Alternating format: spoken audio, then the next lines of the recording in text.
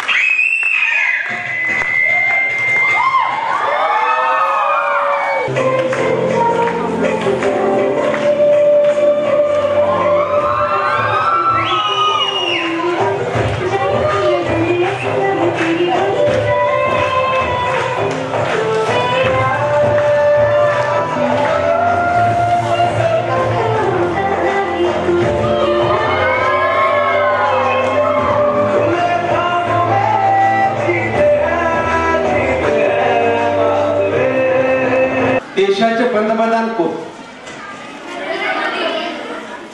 त्यांनी आपल्याला काय संदेश दिलेला असो त्यातलं तुम्हाला कुठला आवडतं सांगा? स्वच्छ. वा वा, खूप सुंदर. मला असं वाटतं की याच विषयावरती आपण म्हणजे स्वच्छता, स्वच्छ भारत समृद्ध भारत, स्वच्छ भारत समृद्ध भारत, स्वच्छ सोलापूर सुंदर सोलापूर विषय. बस, धन्यवाद.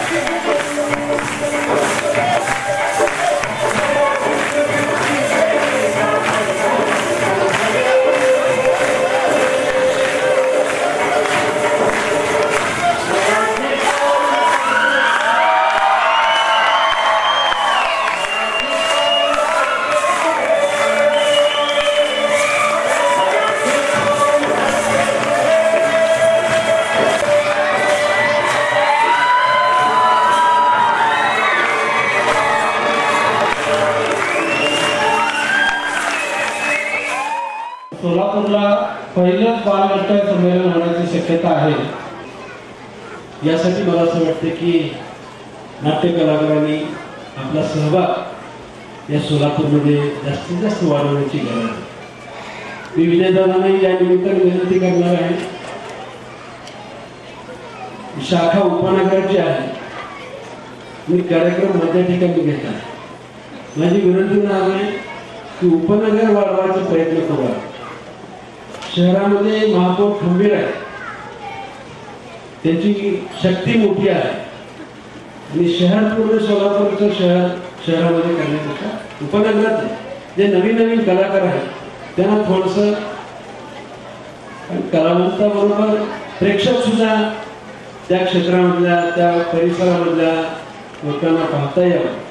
आणि म्हणून माझी विजयदादांना विनंती राहणार आहे की तुम्ही असे उपक्रम थोडंसं बाहेरच्या बाजूला करावी जेणेकरून ती चळवळ खूप मोठी राहील असं वाटतं. एका ठिकाणी भाषण केलं, पण मुलांच्या कलेला वाव देण्यासाठी, मुलांना आपली कला सादर करण्यासाठी कुठंतरी एक व्यासपीठ, कुठंतरी एक ठिकाण पाहिजे होतं.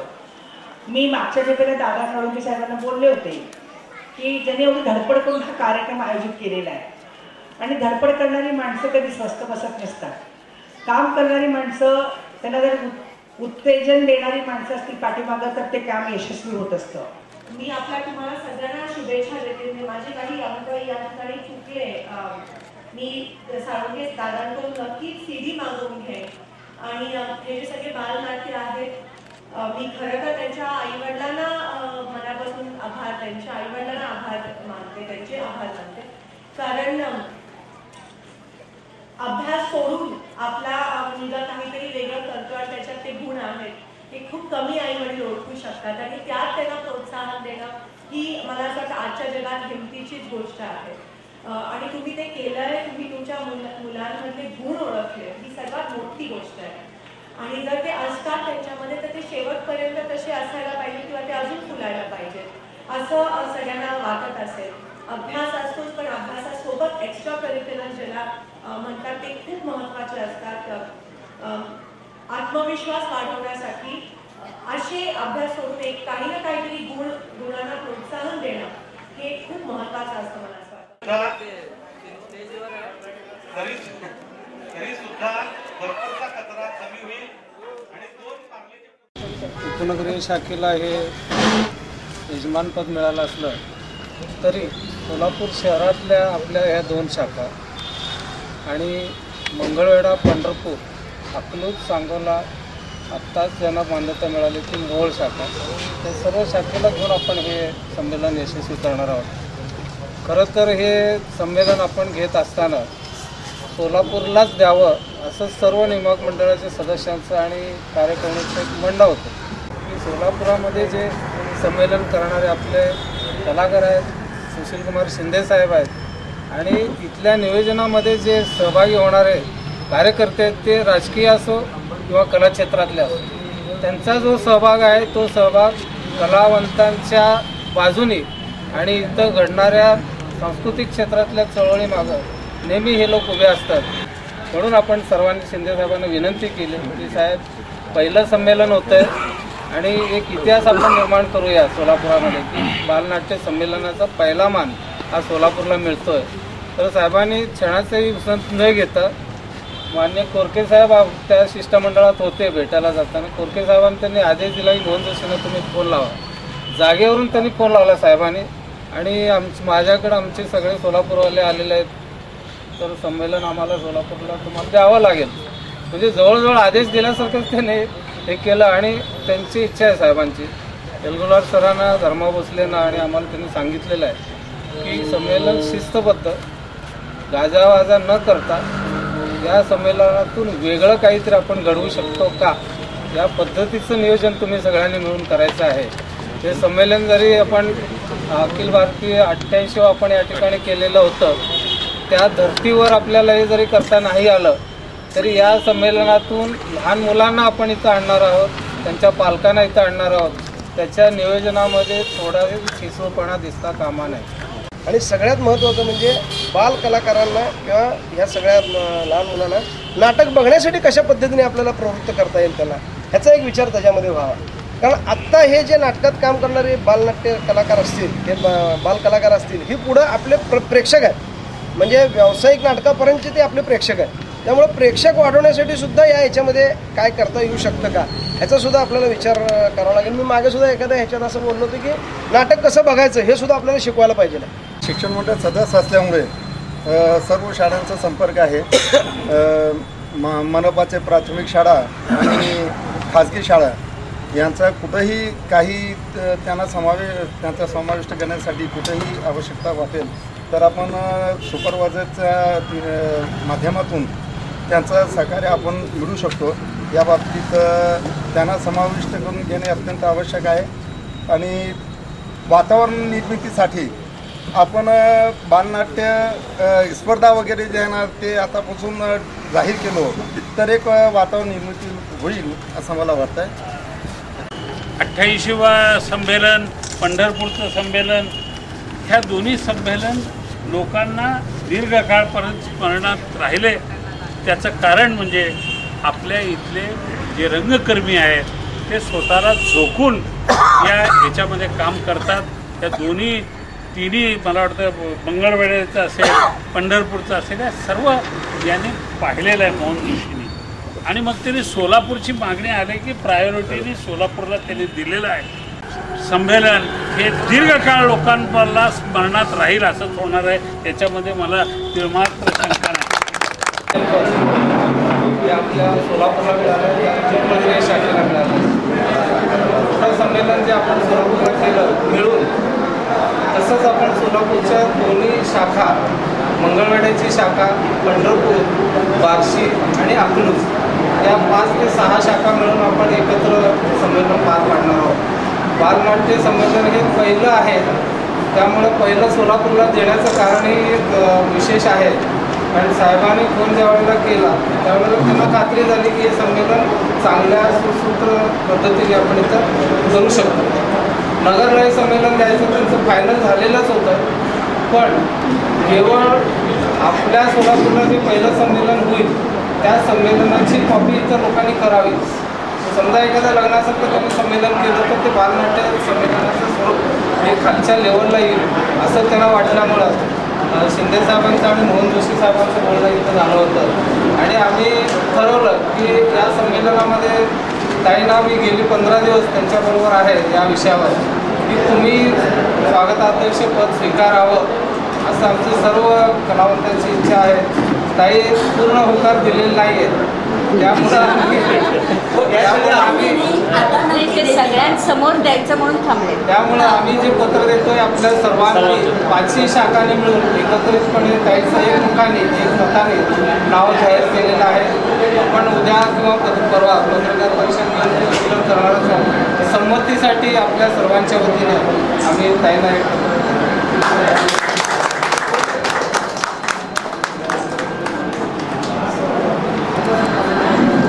सगळ्यांचे मनापासून आभार मानते की तुम्ही मला अखिल भारतीय मराठी बालनाट्य संमेलन जे तुमच्यापर्यंत तुमच्या प्रयत्नामुळे सोलापुरात आपण आणू शकतो, त्या संमेलनाची स्वागताध्यक्ष साठी तुम्ही माझं नाव सगळ्यांनी एकमताने निश्चित केलं. ही मोठी जबाबदारी आपण सगळ्यांनी मानत ठरल्यावर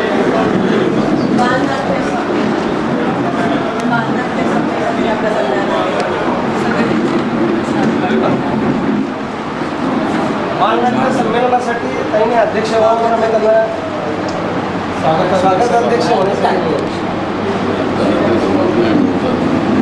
नाही आपला जो म्हणाले आम्ही अभिनंदन करायला अभिनंदन करायला आम्ही अभिनंदन करायला पाठीशी असताना काही प्रश्नच नाही. ते कसं आहे, मराठी नाट्य संमेलन आहे तर बालनाट्य संमेलन आहे, त्यामुळे आपोआप पहिली वेळ आहे ते सगळं बालनाट्याचे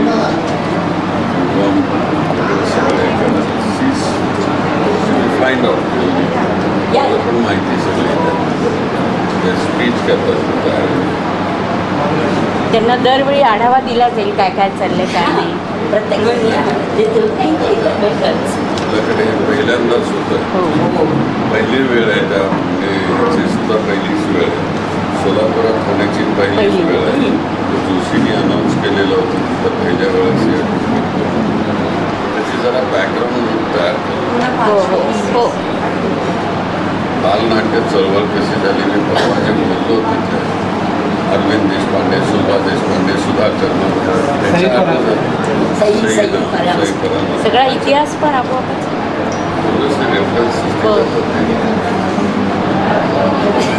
थँक्यू. तर आता अभिनंदनच भाषण संपू दे. मी अत्यंत महत्त्वाची जबाबदारी तुम्ही मला दिली, त्याबद्दल तुमच्या सगळ्यांच्या मनापासून आभार मानते. आणि खरं तर मला टेन्शन आलं आहे. तुम्ही मला सांगितल्याच्या त्या क्षणाला मला टेन्शन आलं, आणि कारण खूप मोठी जबाबदारी आपल्या सोलापुरात पहिल्यांदा होत आहे आणि खूप मोठा एक फंक्शन संमेलन आपल्या इथे होते याची जाणीव मला आहे. आणि म्हणून एक प्रकारचं प्रेशर माझ्यावर आलं आहे, कारण काही खूप मोठी जबाबदारी आहे. तुम्ही सगळे सोबत असतात आणि सगळेजण आपण एकत्र येऊन काम केलं तर नक्की हे प्रेशर थोडंफार कमी होईल. आणि ते करण्यासाठीच आपण सगळे एकत्र येऊन हा प्रवास गाठूया एवढीच आशा मी बाळगते. जबाबदारी आता खरी तुमची.